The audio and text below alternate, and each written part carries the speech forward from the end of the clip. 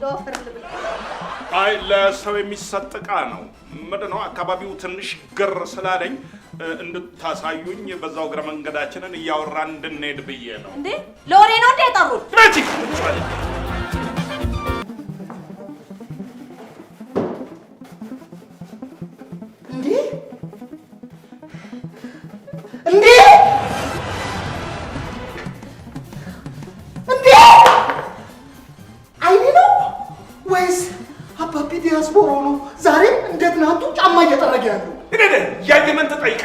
አው ኖ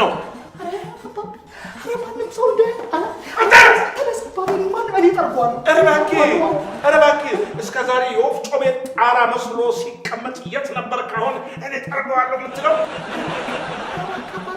አባቴ ዲያስፖራ ነው እያሉ ለስንቱ ስቀደድ ስበረጨ ቆይቼ አንተ እኮ ምንም ዲያስፖራ የሚል ነገር እያደረገ ዲያስፖራ ምንድን ነው የሚያደርገው እኔ የምለው ግን አባቴ ቆይ እጅና እግርን ብቻ ነው ጊዜ የመጣው እና አቶ በዛብ እግርና እጅን እዛው ጥየልህ እንድመጣ ነበር የምትፈልገው እንደዛ አላልኩም አባቴ ሸንቀጥ በል እንጂ ዲያስፖራ ሽተት ኧረ ተው ዶላሩን የት ነው ያስቀመጥከው አውጣው በተን አድርገው ሻንጣ ውስጥ አፍነው ምን ታደርገው ያፍነኝ ዶላሩ አባቴ ሰርጌ ነው እንዴ የምለው ግን አባቴ አንተን የመሰለ ጦማ ዲያስፖራ እዚህ ጫፉ ሲጠርቅ ሰው ምን ይላል ስማለ የኔን ጦውና ለዳይስፖራው ሁሉ እኮ ጥሪ የተደረገለት ስንት ደግሞ ያገኘውን ገንዘብ አገሩ ላይ አምጥቶ ስራ እንዲሰራበት እንጂ ዝም ብሎ አውጥቶ እንዲበት ነው እኮ አይደለም እና እኔ የምለው አንተ ልጅ ዘንድሮም የምትበላው ወደ ታች ቁልቁል ብቻ ነው የሚወርደው ማለት ነው ወደ ታች አባቴ አታስብም አይምሮ የለህም እያልከኝ ነው እኔ ጭራሽ ለአንተ በተከራከርኩ ላይ ውረማ ድሮስ ከ7 ወር ዲያስፖራ ምን ይጠበቃል ድሮስ ምን አለውና ምን ትጠብቃለህ ከንቱ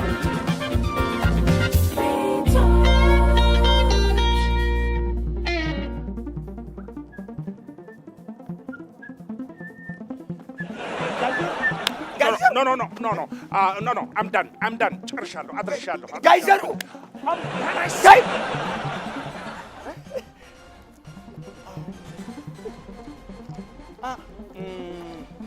Oh my gosh.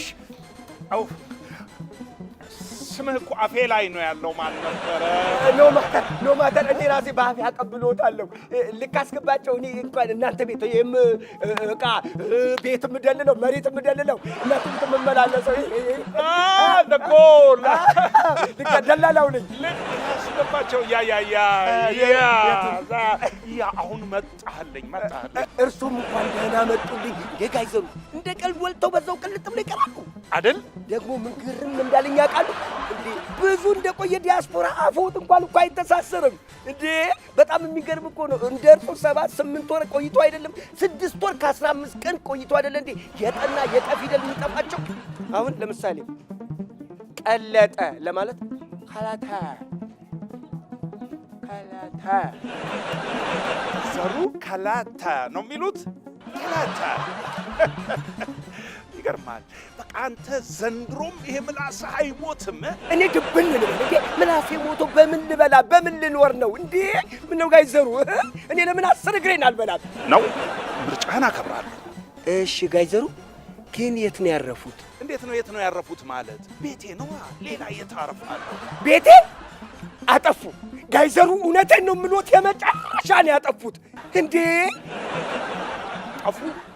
አጠፉ አይ እንዴ እርሶ ገስታውስ ተከራይተው ካልኖሩ ዲያስፖራ ነው በምን ያስተውቃል ማንስ ዲያስፖራ ናቸው ብሎ ይከባከቡታል ምን ሆነዋል ማለት ዲያስፖራ ሁሉ የግድ ገስታውስ መከራየት አለበት ይያልክ ነው አዎ ደሞ አያስቡ ግንባር የሆነ ቦታ ለካ ግንባር ለንግድ ነው ምን የመሰለ ገስታውስ ይሄ መኪና ማቆም ያለው ኮሪደር ያለው አገኝሎታል ዋጋው ከ50 ሺህ እስከ 75 ሺህ 50 ሺህ እስከ 75 ሺህ ምን ማለት ነው በአመት ነው አረ ጋይዘሩ ድሮም እንደዚህ እንዳሳቁኝ ነው የሄዱት ብሰቦት ነው የመጣት አረ የርሶ ቀልድ አይጠቀም አልሳኩም እንጂ በጣም የቀለድከው አንተ ነህ ምንድነው ከ50 ሺህ እስከ 75 ሺህ ማለት በራሱ ምንድነው what the meaning ምንድነው ደግሞ አሁን ሰላምታው? አይ ቅድም ሳውራ የነበረው ለካ ከጋሽ ዘሩ ጋር አይደለም እንደ አዲስ ልጀምር ብዬ ነው። ካስገባቸው እንበልና አሁን ለምሳሌ ይሄ የኔ ቤት ስንት ይከራያል ማለት ነው? የእርሶ ቤት ተገኝቶ እንዴ ይሄን የመሰለ የተንጣለለ ግቢ ያለው ይሄን ከነ ሙሉ ዕቃው ከ75,000 እስከ 100,000 ይከራያል። ምን? ከ75,000 እስከ 100,000 ብር እኮ ብር። አረ እንደውም በትንሹ ነው የጠራሁልዎት። አሁን ደግሞ የሀገር ጥሪን ተቀብሎ የሚመጣ ዲያስፖራ ይኖራል። ያኔ ደግሞ ይጨምራል። ለእናንተ ደግሞ ለቤተሰቡ አነስ ያለች ቤት እከራይላችኋለሁ አይደል? አዎ።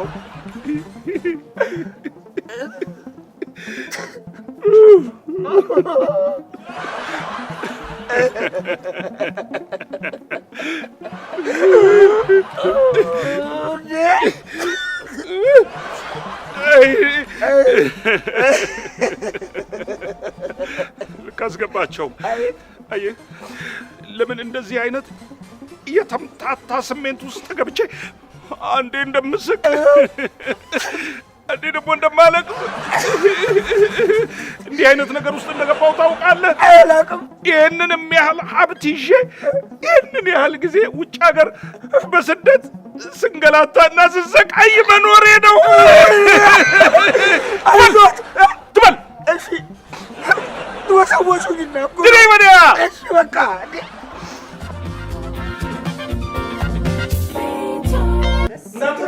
እናንተ አሁን ከዚህ ስወጣ ነው ስመጣ ብቻ አንደኛውን ከዚህ እንደወጣሁ ብቻ ማንን እንዳገኘው ታውቃላችሁ? እስቲ ገምቱ። ወይ ልገምታ። ብቻ የሰፈሩን ጎረምሶች ሰብሰብ አድርጌ ይሄን ዶላር አዘነብኩባቸው ለቅም።